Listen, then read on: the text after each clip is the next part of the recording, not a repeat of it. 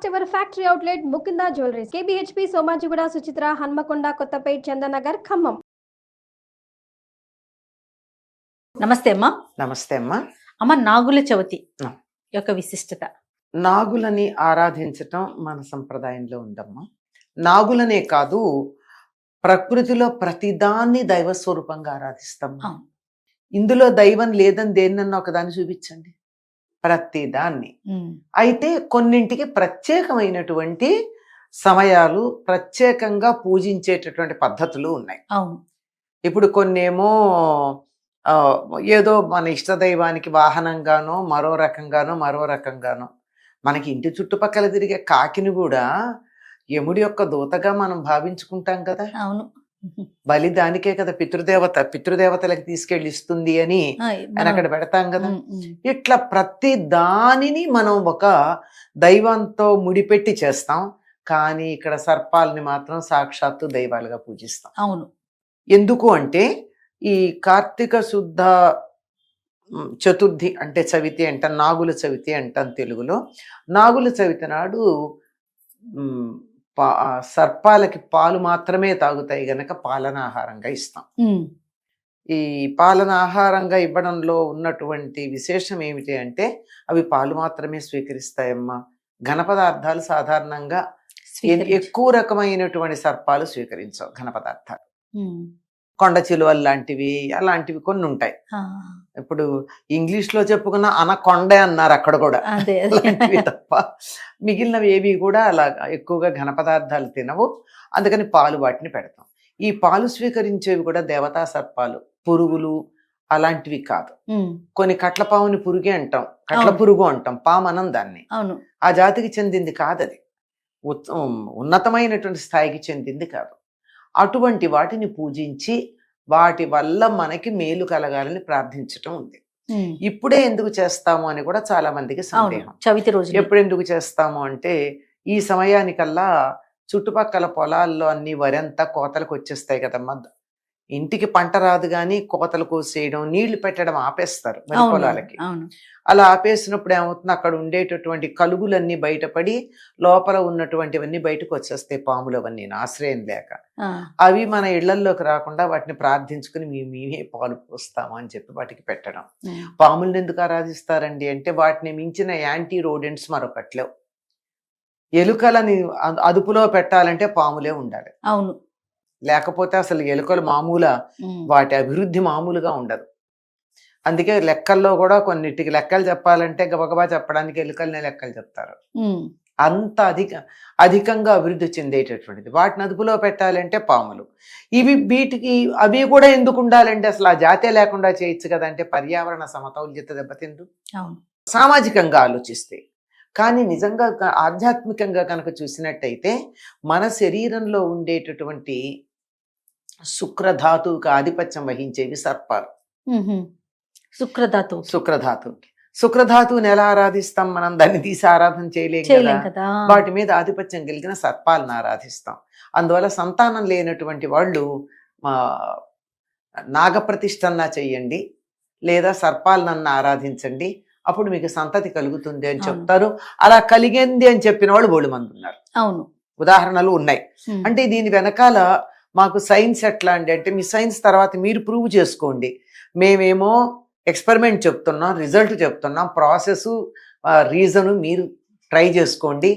కానీ ఎంతో మంది మాకు రామేశ్వరం వెళ్ళి నాగప్రతిష్ఠ చేసి వచ్చిన తర్వాత పుత్ర సంతానం కలిగింది అని చెప్పిన వాళ్ళు చాలా మంది ఉన్నారు. అంటే ఈ లోపల ఉన్నటువంటి దీన్ని ఆరాధించేటటువంటి పద్ధతి. ఎందుకంటే ఆ స్పర్మ్స్ అన్ని కూడా చూడ్డానికి ఇలా కదులుతూ పాములు కదులుతున్నట్టే ఉంటాయి. వాటికి వీటికి ఆధిపత్యం ఉంది, వాటి మీద వీటికి ఆధిపత్యం ఉంది అని. దీనికి సంబంధించి నాగుల చవితి నాడు పుట్టలో పాలు పోసేటటువంటి సందర్భంలో కూడా మనం ఆచరించేవన్నీ కూడా సంతానోత్పత్తికి అడ్డు కలిగేవేవైతే ఉన్నాయో వాటిని పోగొట్టే ఉంటాయి. అంటే అమ్మా, ఉదాహరణకి నాగుల చవితి నాడు ఎవరైతే పుట్టలో పాలు పోసుకుంటారో వాళ్ళు తరిగిన పదార్థాలు తినరు. అసలు వీలైతే కత్తిపీట లాంటివి వాడరు. అవును, పొయ్యి వెలిగించరు. తప్పని పరిస్థితి ఇంట్లో ఎవరికన్నా పొయ్యి వెలిగించి వంట చెయ్యాలి అంటే తరగని వంటలు చేస్తారు. తరగని కూరలు అట్లాంటివి వండుకునేటటువంటి ఉంటాయి కదా, అటువంటివి ఏవో చేసి పెడతారు తప్ప వీళ్ళు తినరు, వండిన పదార్థాలు కూడా తినరు. పాముకి ఏవి నివేదన పెడతామో వాటినే తింటారు. ఏం పెడతాం? పచ్చిపాలు. పచ్చిపాలు కాచకూడదు. పచ్చిపాలు, ఆవు పాలు, చిమ్మిలి, చలిమిడి, పానకం, వడపప్పు, అరటిపండు. అవును. కొబ్బరికాయ కొడితే కొడతాం, కొబ్బరి నీళ్లు మాత్రం నివేదన చేస్తాం. ఇవే పదార్థాలు. జామకాయ కూడా పెట్టరు, జామ పండు అయితే పెడతారు. పండిందైతే మెత్తగా ఉన్నదే పెడతారు, గట్టిగా ఉండే కాయ పెట్టరు. ఇవే తింటారు కూడా. ఎవరైతే ఈ నాగుల చవితిలో ఒక నియమం పాటించి మాకు ఫలితం కావాలని నాగుల చవితి పూజ చేస్తారో వాళ్ళు తప్పనిసరిగా ఈ పదార్థాలు మాత్రమే తిని ఉపవాసం ఉంటారు తప్ప మరొకటి కాదు. చిమ్మిలి తిన్నట్టయితే ఏమవుతుందో ఆడవాళ్ళందరికీ తెలుసు, ఎంత ఆరోగ్యం కలుగుతుందో ఆడవాళ్ళకి. అలాగే సంతానోత్పత్తికి ఇబ్బంది కలిగించేటటువంటివి పోవాలి అంటే, దానికి అడ్డుకునేవి పోవాలంటే చలిమిడి చాలా ప్రధానమైన ఆహారం. అందుకే చలిమిడిని ఏమంటామో కడుపు చలవ అంటాం. అమ్మాయి ఇంటికి వస్తే చలిమిడి పెడతాం, పెట్టి పంపిస్తే కడుపు చలవ. కడుపు చలవ అంటే అక్కడ అర్థం ఏమిటి? సంతానం బాగుంటుంది, సంతానం కలుగుతుంది అని. కనుక ఇవి గనక తిని ఉన్నట్టయితే ఆ గర్భధారణకి అడ్డు కలిగేటటువంటివి ఏవైతే ఉంటాయో అవి తొలగిపోతాయి, సంతానం కలుగుతుంది అని మన వాళ్ళు చెప్పేటటువంటి ఒక పద్ధతి ఉంది. అలాగే కంటికి చెవికి సంబంధించిన దోషాలు ఏమైనా ఉన్నట్టయితే అవి కూడా పుట్టలో పాలు పోసుకుని పుట్టమన్ను తెచ్చి చెవికి పెట్టుకున్నట్టయితే తగ్గుతుంది అంటారు. నిజానికి పుట్టల్లో పాలు పోయకూడదమ్మా.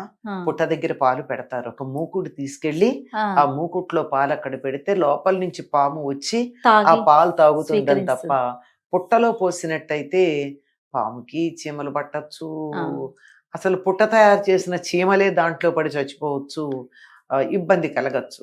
పసుపు కుంకాలు అవి కూడా బయట వెయ్యాలి తప్ప పుట్టలోను వాటిల్లోనూ వేస్తే వాటికే హాని కలుగుతుంది. తెలియకుండా మనం అతి శ్రద్ధగా చెయ్యాలి అని తాపత్రయపడిపోయి దానికి హాని కలిగించటం జరుగుతుంది. కనుక వాటికి హాని కలిగించకుండా చేస్తారు. అసలు చాలా మంది పుట్ట దగ్గరికి వెళ్ళరు, ఇంట్లోనే నాగప్రతిమో లేకపోతే గద్దెనాగుడు అని చెప్పి చేస్తారమ్మా. గద్దెనాగుడు అంటే ఈ చలిమిడి చేసేటప్పుడే కొంచెం పిండితో సర్పాలని చేసి అలా వాటిని అక్కడ పెట్టి వాటికి పాలు పోయడం అన్నది చేస్తూ ఉంటారు. ఇక్కడ భావన చాలా ప్రధానం. అమ్మవారి నామాల్లో కూడా మనకు భావన మాత్ర సంతుష్టాయై నమః అని ఉంటుంది అష్టోత్తరంలో. సహస్రనామంలోని భవాని భావనాగమ్య అని, భావన మాత్ర సంతుష్ట హృదయుడు భగవంతుడు అని కూడా చెప్తారు. కనుక ఎవరికైనా మనకి భావన అక్కడ ఉండాలి. తీరా అక్కడికి వెళ్ళి భయపడుతూ పాము పుట్టలోంచి వస్తున్నామని వణుక్కుంటూ కంగారు పడుతూ టెన్షన్ పడుతూ కర్ర బట్టుకెళ్ళి మీదకి వస్తే కొట్టడానికి అలా వెళ్ళి పాలు పోసిన దానికన్నా భక్తిగా ఇంట్లో పోస్తే ఎంత ఫలితం అమ్మా. కరెక్ట్ చెప్పారు. అందుకని ఇంట్లోనైనా సరే లేదా అక్కడికి వెడితే దూరంగా ఉండైనా సరే పుట్టల్లో పోయకుండా పుట్ట దగ్గర పాలు పెట్టి రావడం శ్రేష్టమైనటువంటి పద్ధతి అని చెప్తారు. సో ఈ విధంగా మనం భక్తి శ్రద్ధలతో నాగుల చవితిని చేసుకుంటాం. ఇది చేసుకోవడంలో చూడండి ఎన్నున్నాయో. భక్తి ఉంది, మనకి ఆరోగ్య సిద్ధాంతాలు ఉన్నాయి, పర్యావరణ స్పృహ ఉంది, ప్రకృతిని పూజించటం ఉంది, ఎన్నున్నాయమ్మా. ఏ పండగ తీసుకున్నా మనకు అన్ని మనతో ఉన్న ప్రాణులంతా కూడా భగవత్ స్వరూపాలే అని భావించటం. సంతోషం అమ్మా. నమస్తే. నమస్తే అమ్మా.